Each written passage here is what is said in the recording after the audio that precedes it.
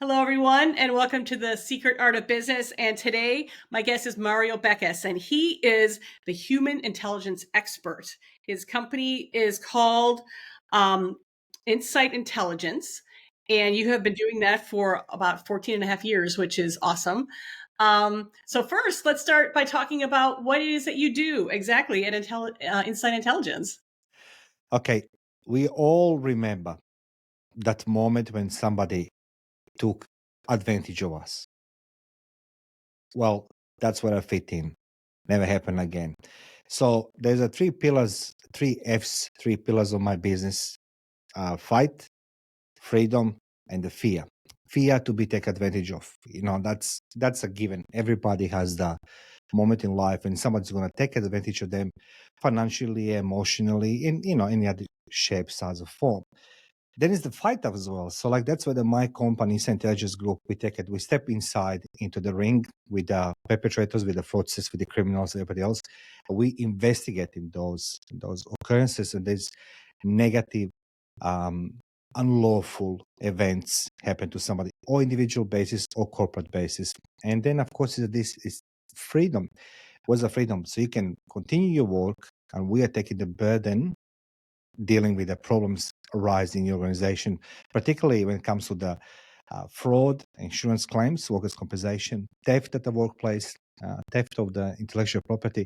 So that's where the inside intelligence fits as well. In the past 14 years, I expanded that business from being the single operator, which, everything starts as a small nucleus. I'm very thankful I have a great staff. I employed a very, very uh, smart people, not just a smart, but very, very hungry people to prove that they are good in the market, and people who love to fight in a ring against the perpetrators of criminals. So that's Inside Intelligence Group in a nutshell. That's fantastic. And let's just talk about what your ideal client would look like. So, size of company, their situation, what would be the just ideal? Not the only one you'd serve, but ideally. My ideal client is a corporation who deals with the manpower internally, who has the problems with the workers' compensation claims to prove, it's a genuine claims or not. And of course, insurance companies, which we dealing, and the bank sector, which we dealing life insurances, medical insurances, and all these type of the fraudulent activities in insurance sectors. That's the major client, I prefer to have. Oh, very cool. And I will have all of your information attached to this website, to this podcast. So people will be able to reach you if they have such a need. Thank you. But meanwhile, we may go back to that because it is actually really interesting work. And I'm going to guess it's becoming more and more popular too. Just because there's more and more fraud and there's all these evil genius criminals out there that should be using their minds for good instead of evil, Yeah. and actually getting some stuff done. So that has only grown more and more as technology has changed, and I'm only going to hope that you're going to get even busier and busier. I guess I hope that. Unfortunately, Yeah. that is a trend, and you nailed this, Catherine. As we are slipping into recession, we don't need to go far away in the past. And every time there's some financial downturns on the market, of course, it's going to instigate the fraudulent activities by even people we believe never will do it. Mm. Oh, that's really a good point. Well, let me ask this. I was going to move on to the next question, but I do have some questions about this. Feel free. So, what are some tips that you have for people, as far as being able to protect themselves before you have to get involved? Look, on individual basis, I always say, be careful what you put there in out of world, like social media. Social media, it's as much as we love social media, as much as we love to be seen and heard and be recognized, everything else. Particularly when it comes to the season of holidays, particularly it's the Christmas season. Don't show the people that on social media that you're away. Show this when you Mhm. come back, because um, as much as somebody believes is not important, irrelevant, or doesn't have enough to offer, break and enter is a common thing. Fraud is another thing. Identity theft is another thing. So kidnapping, ransom is it is becoming very, very high spike. Up.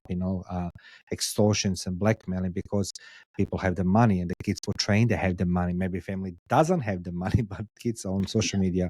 So be aware of the social media. One biggest lesson I learned in my life when I started my career at age 14, and I remember this. She was professor on military academy, and she always told us that all problems coming to the door and leaving to the door. Same is with organization. Working from home, actually, as much as we love to work from home, or wake up in the morning in our PJs and having coffee behind the desk and be a little bit lazy. When I said that, be careful what's coming through the door. Who you employ, it is very, very important.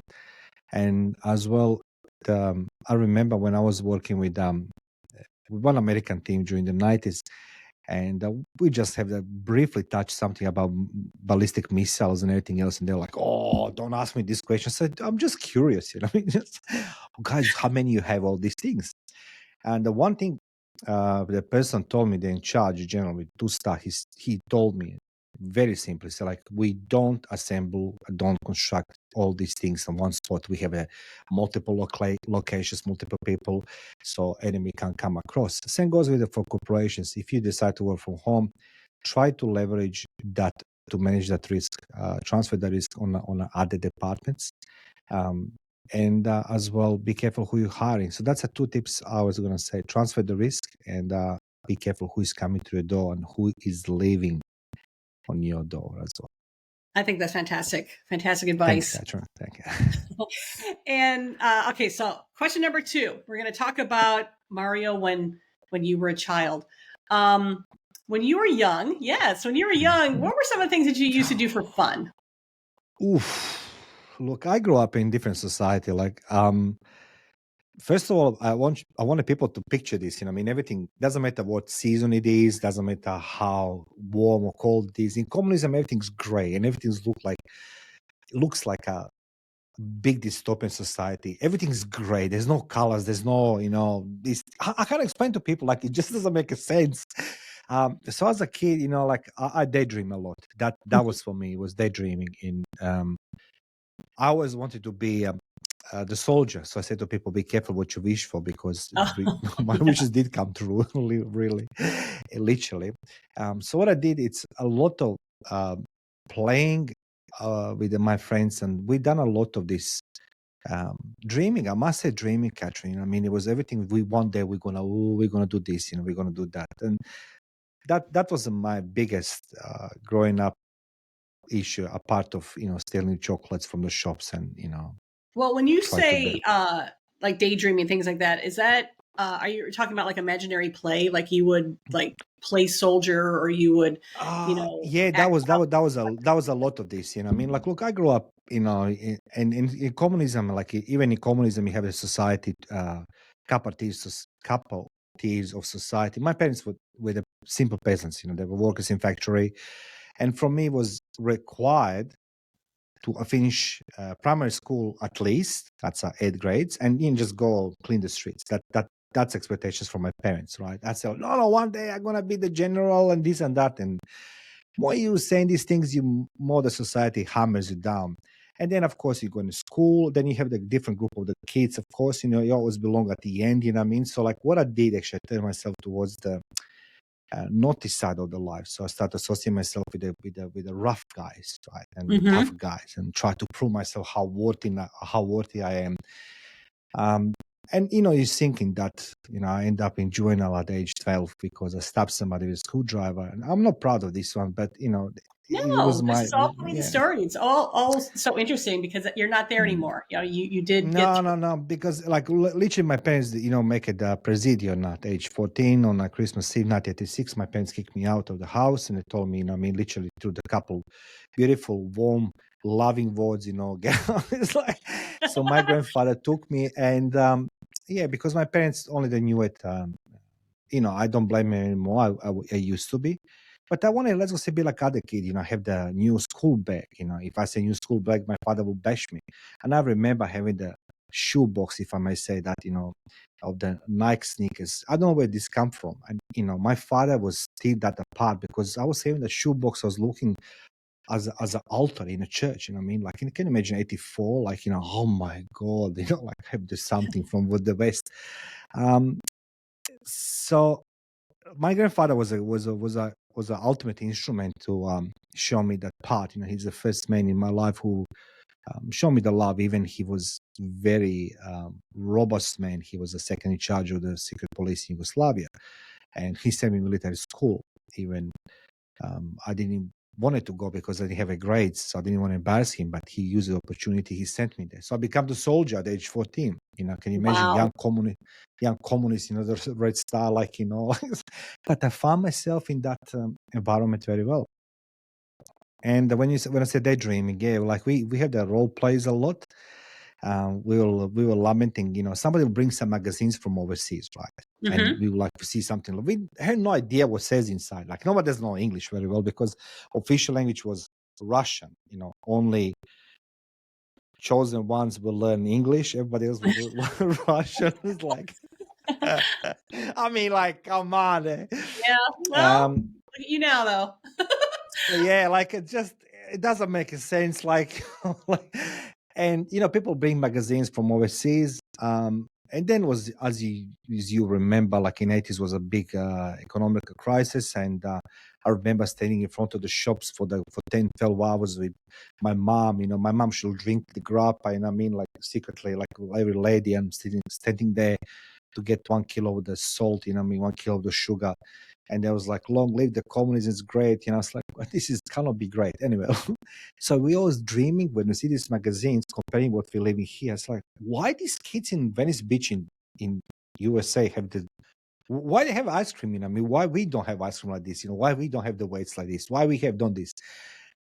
And younger generation try to break that cycle of that was a communist system was always afraid because you can't just put 10 years old in prison, right? I mean, you can physically can, but Right.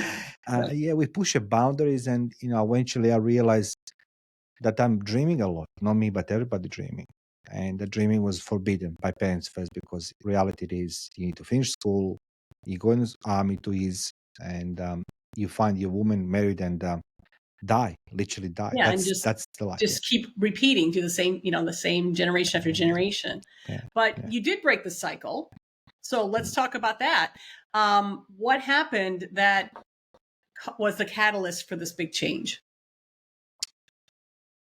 I say, okay, Catherine, I don't know mechanisms. I don't know how this works, but the dreaming does work. I mean, that's It I does. remember. It does.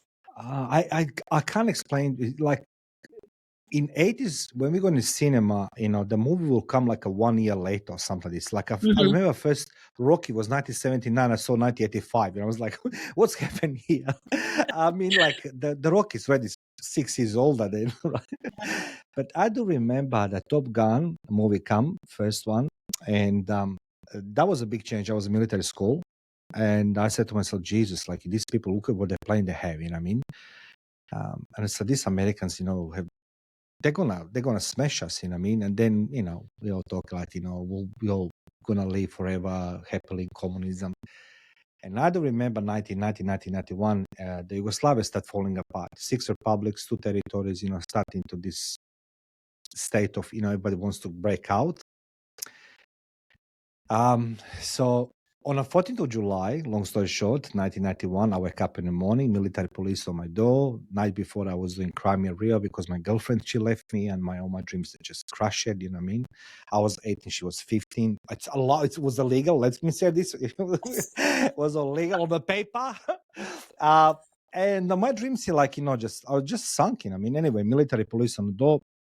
And instead of report army barracks and so like, I'm on a holiday, I'm going in academy in 2 months time. What's you don't argue very much. So, but the time I was walking downstairs and I need to dress myself first, I saw the paper on a table. My parents left me note because I was spending holidays with my parents, despite everything. they brought me just we okay, and they just gone, just Wow. gone. Like it's like, wow, I was 18 years old, and Mhm. as I was walking downstairs, and of course, being the man in communism and in that stage, you smoking and drinking, try to be older than you are, right? Sure, And I sure. walking downstairs, and rest was history. I saw like people I know they become my enemy. So the war actually physically started day before, night before. And I was so drunk, because it was my heart was broken. So broken so many times. Oh, that's So right. so yeah, like in reality, like I walking downstairs and some of my buddies said I asked some of my friends in the coffee shop, so what's happening? So I saw that the division becomes between Serbs and Croats. That was one thing, and Croatia was being attacked by the same federal army I was serving. So they tried to squash rebellion. Basically, that's what they did. And a few hours later, I was on a bus to capital city of Croatia, reporting there, and I entered the formation Presidential Guard, Special Forces, and I was 18 years old, and I became living the life of the Rambo.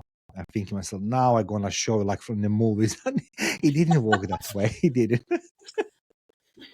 So yeah, like be careful what you wish for. So then 6 years later, I was a war finished, so 1,800 consecutive combat days and a few times wounded, and all I had even then, if I may say, I'm sorry I take it too long, to your viewers and listeners, No, on no, the no. 15th of January 92, Croatia has been recognized. America, Vatican, Germany says, okay, here we go, independence.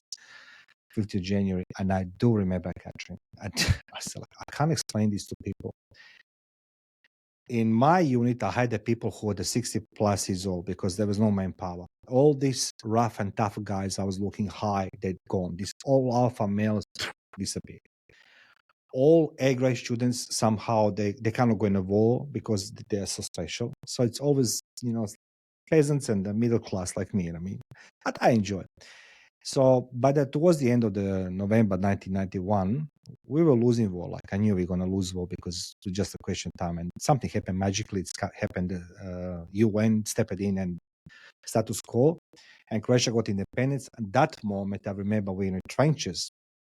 I have this big shipping container, and I have like a 60% was people. My manpower was 60 plus years old. They're old people. Mhm. And I was 19 years old, and I remember, Catherine, there was a TV, some the big box TVs, and on Right. TV was a girls dancing in bikini eating McDonald's. And I look at that, with my one eye, I saw the plane going, some in the sky, and I said, like, this plane is going on Ibiza. I'm gonna be there one day. I'm gonna dance with these chicks and everything else. And everybody says, "Yeah, boss, yeah, right." And 7 years later, I was on a plane to Australia. So Wow. I don't know. I take a little bit longer. So what I try to say again, I wanted that cheeseburger and the Yeah, bikini and yeah. like everything, all these things, and when I go on a And what plane. happened? So I mean, so yes, I don't think I could have I don't think I have ever heard such a great story about visualization in my entire life. Your story is amazing, for one, thank you, thank you. because, like I said, now look at you. You are doing such wonderful things, and you have your own podcast, and apparently you have a Guinness World Record, which I'm going to ask about. And you had Yes. this company like for like 14 years and things like that. But it's all just because you just kept wanting more. You just kept visualizing. Even if it was something as simple as a cheeseburger, was it like I want to big picture to get a Ferrari, and I mean it was just really simple Yeah. steps, tangible steps to kind of get you to where you needed to go. And it's like I said, it's the perfect example of how if you my visualization was much smaller because I grew up in poverty too, and I just Yes. wanted to have clothes like Marsha Brady on the Brady Bunch, which I'm not sure if you're familiar with, but it was a TV show on in this country. And so I would just draw her clothes and my face on it, and just continuously. Oh my And then God. then I would draw about houses, nice houses that had more than one bathroom and Mm. and things like that. But, at a much grander scale. I mean, it's essentially what you do too. And there is so much to that. And it is not just because you could have very easily only have focused on this life as a soldier totally Yes. been caught up in your misery and your situation. And I mean, Mm. the world around you, like a lot of other people did. But you thought bigger and you wanted more and you made it happen. And I think that's, You said this very well, Catherine. You said this very well. Like you know, I say I'm not the expert in quantum physics. I can't tell the people how things works. You know, there were things was happen to me nice way. There's things happen to me very negative. They have a very negative impact on me because I didn't know how to react. And right. um, as you wish some things, you getting the rubbish in your life as well. So sometimes you Oh, hug yes. Oh, yes. this negativity, and then brings you down. So I wanted to be spy, then become the spy. That's how I come to Australia. So the thing is, uh, I- we all wanted something, but my biggest problem was I never understood people around me who told me stop dreaming, stop thinking, stop desiring. That was for Mhm. me biggest. I'm pretty sure you experienced this as well in your life. Stop dreaming, stop doing this, Right. Oh, it's a waste of and time. Why waste your time? You should be working harder. You should be, just worrying about how you're going to, pay for your rent or something like that. Yeah, yes, it was always very much considered a waste of time. All of it, the painting, the dreaming, um, just all of it, the writing, everything. And it's just so wrong because our life could be so different if we just kind of embrace it. And it seems very, um, it is kind of mysterious, and a lot of people don't believe it because it's not something tangible. But the whole point of this podcast and to talking to people like you is that it really does happen, and I want to bring more examples to other people yeah. so they can get out of that And you're doing this very well, Catherine. treadmill So I'm and very thankful. everything. So awesome. That is just so great. So what do Thank you, you have? Catherine. Okay, so you have this business. I'm sure you're working very hard because that's how we're wired. But what are you doing now are you still visualizing things? Oh, Have you picked up a sport or some sort of creative thing, that you would like to share? What are you doing now? look, my son says to me that time like that movie, Curious Case of Benjamin Button. He says to me like, Oh, older you yes. are, you become. Oh, And I said you to him, totally and I see said, me in why is that. that? He says to me, I said like, maybe it's a midlife crisis. And he studied medicine. He says to me, dude, something's wrong with you. You're retarded. It's like, the friends, fathers of my friends, they looking for retirement. You are doing this, you're doing that. I said, Matteo, do I embarrassing you? I asked my son, am I embarrassing you? He says to me, no, but he says it's all normal that 50 years old man, he's looking for the more life. Recently, I watched something very interesting on TV. It's called The Blue Zones on Netflix. And the guy was exploring why the people have longevity, some nations and some to this. And Yes. they discovered one common thread. It is they call in Japan ikigai or somewhere else something different, but it's a purpose in life. Yes. And I Yes. decided, of course, Catherine, of course, I decide. What I mean, like if you think I didn't decide, I wanted to have the interview in US. Now I have. What I mean, like, I never had the interview in US. And seriously, um, I still daydreaming. I still believe in that. It's more in me life than people wanted to be lower. Because I remember my mom. My mom, she was in her 40s and she was ready. She was very old woman and she was like, "Oh my god, I'm so old. I can't wait to die." I'm like, "What?" I'm like, "Are you serious? Like, what's the problem with you?" And she was probably So by age wise very young. yeah, and look, she died young. She's done mid 50s because, and she says, "I'm tired. I can't live my life Oh, anymore." I'm like, "Whoa!" that That is was for sad. me. And that's what we are living in society who is the people wishing, they're desiring, but they don't want to work on this. And I say like nothing doesn't fall from the sky, like nothing. Right. I sometimes I'm joking, like I'm dreaming about unicorns and midgets and the fairy tales and all these things. My life was a little bit different than most of the men. I live in life in thick of the action. I was the guy who was stealing people, hacking their brains literally, and when I was working in human intelligence. And then I decided one day, I said, like, I'm gonna do more and give society to be more back. And only way I can do back it is through my podcast. Even I was told not to do it, and Mhm. because English is my fifth language. Don't write the books because English is you can't do this. And then I met somebody in my life, a second man in my life. He's Professor. Well, it's two of them, Professor Clive Smallman and Professor Troy Whitford. who told me you need to study. And it's like, how can study on English? I basically can speak on English. No. It's not. Then explain to me, it's not what you're by nature, but by nurture. And I needed like a Oxford Dictionary and a Google Translator and the AI to select what does that even mean? So like eventually, I started writing books and doing my masters, and I saw that things are changing, better. I acquiring more knowledge and become more curious. But then I realized the only way I can give back to people, to society, is to demonstrate on my example that it's possible, that impossible is possible. And my purpose, it is, I see myself that share my life story, and I'm pretty sure you, Katrin, as well, your Yes. life, it is here to give people that basic knowledge, which is most important. It's like a photography. Photography cannot be successful if you don't understand the light. Same goes with the basic knowledge about life itself. And I want people to understand and learn from you, from me, and everybody who is willing on my podcast, your podcast, whatever, to share that knowledge and stay there as a purpose-driven knowledge acquired for others. That's You just perfect. said it's one birthday. Oh my God.